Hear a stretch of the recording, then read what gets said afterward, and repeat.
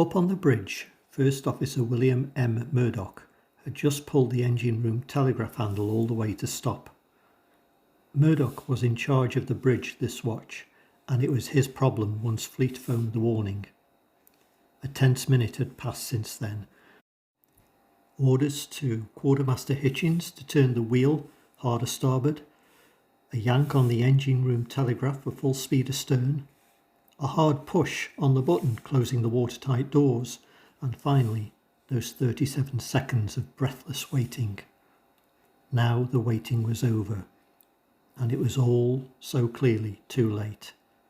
As the grinding noise died away, Captain Smith rushed onto the bridge from his cabin next to the wheelhouse. There were a few quick words. "Mr. Murdoch, what was that?" "An iceberg, sir. I hard starboarded and reversed the engines, and I was going to hard a port around it, but she was too close. I couldn't do any more." "Close the emergency doors." "The doors are already closed." They were closed all right. Down in boiler room number 6, Fireman Fred Barrett had been talking to second engineer James Hesketh when the warning bell sounded and the light flashed red above the watertight door leading to the stern. A quick shout of warning, an ear-splitting crash, and the whole starboard side of the ship seemed to give way. The sea cascaded in, swirling around the pipes and valves, and the two men leapt through the door as it slammed down behind them. Barrett found things almost as bad where he was now, in boiler room number 5. The gash ran into number 5 about 2 feet beyond the closed compartment door, and a fat jet of seawater was spouting through the hole. Nearby, Trimmer George Cavell was digging himself out of an avalanche of coal that had poured out of a bunker with the impact.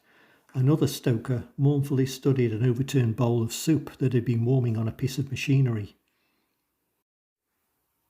It was dry in the other boiler rooms further aft, but the scene was pretty much the same.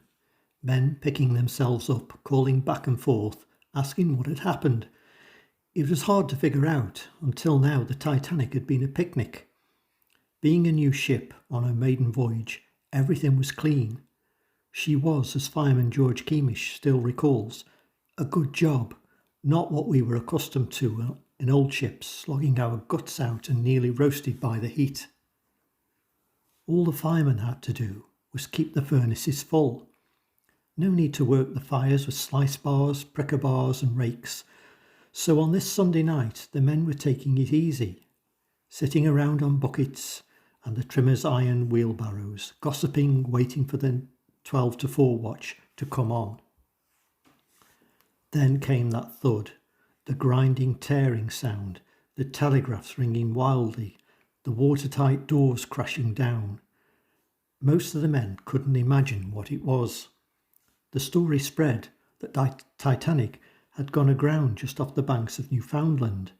Many of them still thought so, even after a trimmer came running down from above shouting, "Blimey, we've struck an iceberg!"